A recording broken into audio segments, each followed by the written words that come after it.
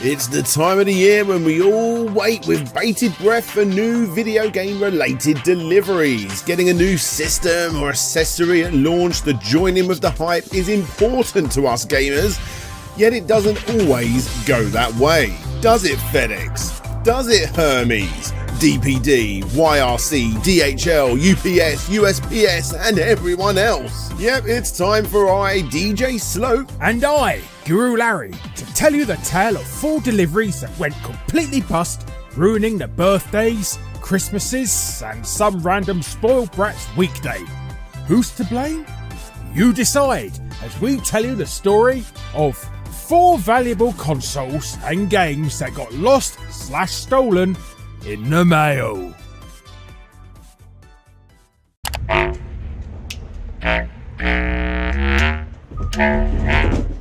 Number 4. Let's start off with something very topical, the PlayStation 5. It's no surprise that the PlayStation 5 is selling out on a global scale. Demand is so incredibly high that, as predicted, if you were to buy 2 PlayStation 5s, you could sell one for pretty much double the price, resulting in 1 free PlayStation 5. Not bad, right? Well, actually, it is pretty bad. Pretty terrible, in fact, as video gaming gets more and more popular. Not only have Sony got to make even more systems in order to meet demand, they have to pretty much double it because old Delboy wants one for next to nothing. Lovely jubbly. eBay has now become the biggest supplier of PlayStation 5s, and that sucks. And because of the scarcity of this system, reports of delivery drivers pulling up, realising what they've got in the back of the van and driving off have become rampant. It's obvious what's inside these boxes, and a consistent number of reports have been made to Amazon UK since the console's release, who put out a statement regarding the order issue after the website Push Square reached out for comment. We're all about making our customers happy, and that hasn't happened for a small proportion of these orders. We're really sorry about that and are investigating exactly what's happened. We're reaching out to every customer who's had a problem and made us aware so we can put it right. Anyone who's had an issue with any order can contact our customer services team for help. So, in other words, tough luck. Haha, you're not even down for the second wave of systems. You have to start all over again. Still, it's not as bad as the people that did have their packages arrive, as quite a few people found something completely random in the box instead. Fancy getting a new foot massager or an air dryer? A new Nerf gun or some more cat food? All pretty awesome presents for the holidays, as I'm sure you will all agree. Also, if you are still going without, just think yourself lucky that you're not the guy whose wife sold his PlayStation 5 because he lied to her, claiming that it was an air purifier. I bet she didn't even get a good profit for it, did she?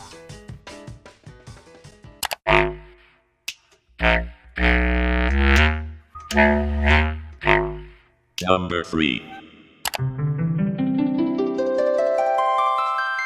This is Bayou, a C++ programmer with over 20 years experience, most known for his work in the emulation scene.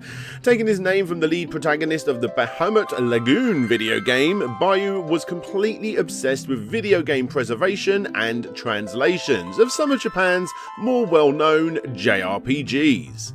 This eventually led to the release of the emulator Hygen and led to one of the most ambitious emulation projects ever put forward by a single hobbyist developer.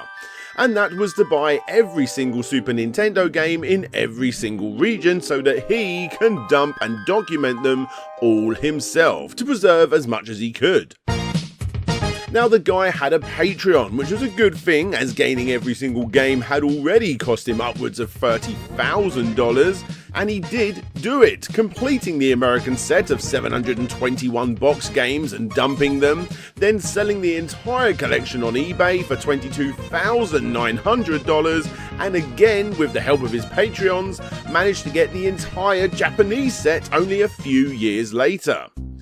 Finally, with only the European set left to dump, Bayou had become even more well known within emulation circles, and thankfully, someone from Germany who had a complete PAL set was going to make his life a whole lot easier by sending him 100 or so games at a time for Bayou to dump. The first 100 went well, so our unnamed German friend decided to send a few more of the valuable ones in the second package, which was then lost by USPS.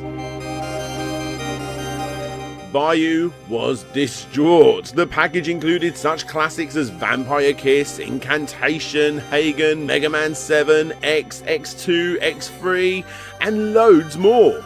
Months and months fell off the calendar with no package in sight. USPS had absolutely no idea where the $10,000 valued package had gone, which left him no choice but to make the story of the missing package public in order to hopefully get some funds and repay that generous donator. However, upon doing so, every single news site even slightly interested in this sort of thing reported on it, and it actually became pretty big news.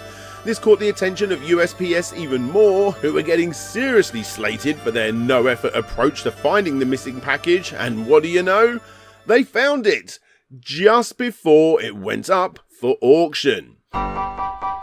Needless to say, Bayou made sure to add insurance on the next package and continued on his video game preservation path.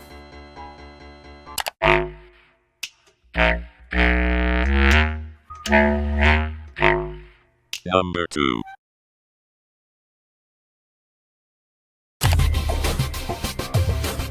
Sometimes it's just sitting there, tempting you to go and pick it up. Nobody's watching, and when they do realise it's gone, it'll be too late. Nobody will know that it's you. In this instance, that something was a crate of 144 Xbox 360s. Yep, Gene Samedi here, as you can see by his mugshot, is yet another guy who didn't get away with it. Before going to jail, Gene was a lorry driver, and when he dropped off his latest shipment, a crate of 144 360s were left on his truck and he drove away. Does this make it a two-person job? Probably. It definitely seems to be that way. Anyway, after the shipment was taken, accidentally or not, the distribution centre, not sure where the cargo went, decided to log all of the MAC addresses for the system, and sure enough, several of those systems turned up when the unknowing eventual gamers decided to go online. After tracking the general locations of these online Xboxes and looking at CCTV footage that shows Gene getting out of his lorry and actually checking that they were in there before driving off, he went into hiding.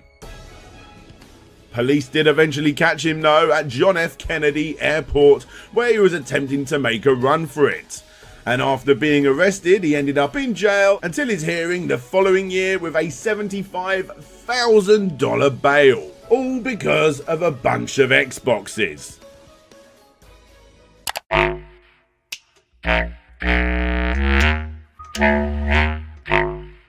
Number 1. This is the number 3 Pokemon Trainer card. One of the rarest and expensive cards in the history of the Pokemon trading card game. Yes, I know it's not completely video game related. Look, do you want variety or not? Anyway, as I was saying, Trainer number 3, not exactly on the levels of the Pikachu illustrated card that went for $195,000, was a card that was given to the third placed winner of a Japanese Pokemon tournament called the Super Secret Battle. It is believed that only 7 exist of first, second and the third place cards illustrated by Hideki Kazama, and the translated text reads, "The Pokemon card game official tournament's champion is recognised here, and this honour is praised. By presenting this card, you may gain preferential entry into the Secret Super Battle." Yep, not only is it as rare and hard to get as one of these cards can possibly be, but it can also be used as a kinda all-access pass to all future super secret Pokemon trading card events. In other words, if you haven't got it sitting in a shoebox in your attic, don't even bother looking. So, anyway, This incredibly rare and incredibly valuable card ended up selling on eBay for $60,000 in August of 2018.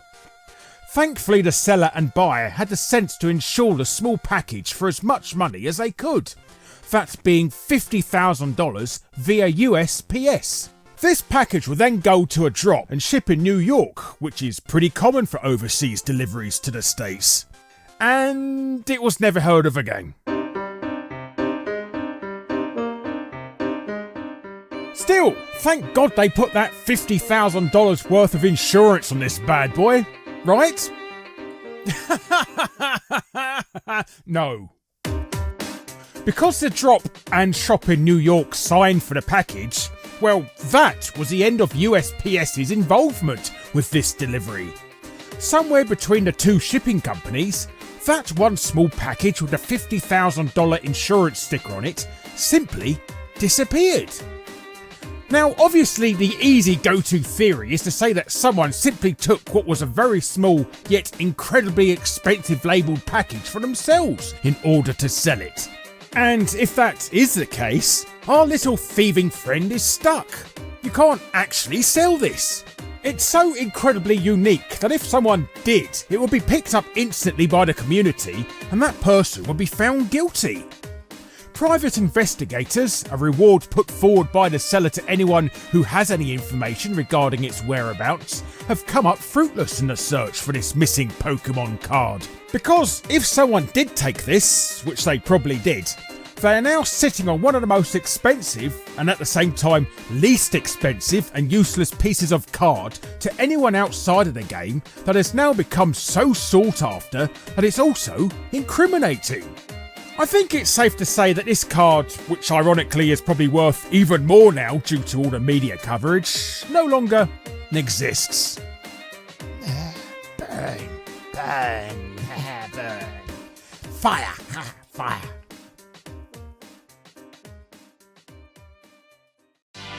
Hey there guys, thanks for checking out this little collaboration with Larry Bundy Jr. and myself. If by any chance someone out there doesn't know who Guru Larry is, you'll be able to find his video down in the comment section. Maybe the description.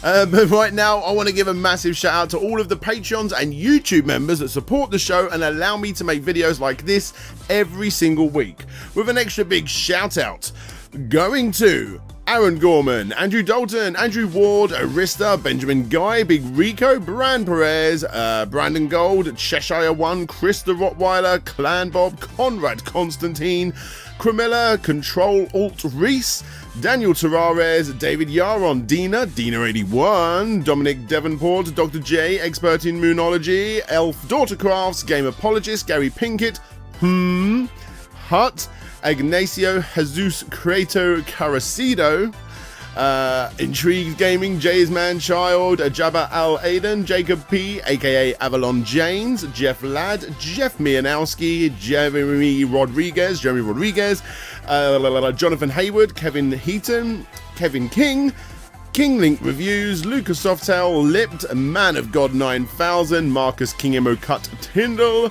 Michael Towns, Mind of the Unsane, Nicholas Bertner, Nick Pollard, Petty Mew, Pretendo64, RetroReversing.com, Retro to Next Gen, aka Lou, Richard Alderjic, Richard Carter, aka Fantastic Dizzy, Rocket Plod, Rovan Army, Ryan Holtz, Sashi Dog, Samuel Nilsson, Shade Silence, Shadow Dragon, Solix Captor, Stephen, Taylor Rainwater, That Gamer, The Cunning Linguist, The Shaded J, Tim Labonte, Tim Lund, Todd Paul Float G, Trans Rights, Vike Echo, Wobbles and Bean, The Wonder Ducks, and Ye Old Hamburglar. Like I said, guys, if you want to be part of this awesome list of people that you're seeing on the screen and you want to be able to support the show and see the exclusive Kickstarter episodes, a good 6 episodes before they go out to the public, then you'll be able to do so by signing up and supporting Slopes Game Room for as little as you want on Patreon or YouTube members.